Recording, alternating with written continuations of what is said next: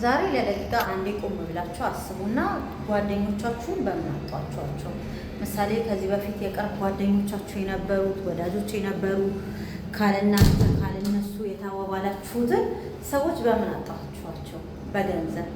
ትልልቅ ትዳሮች ከፈረሱ በኋላ ጓደኝነታቸው የማይቀጥለው በምንድን ነው? በገንዘብ።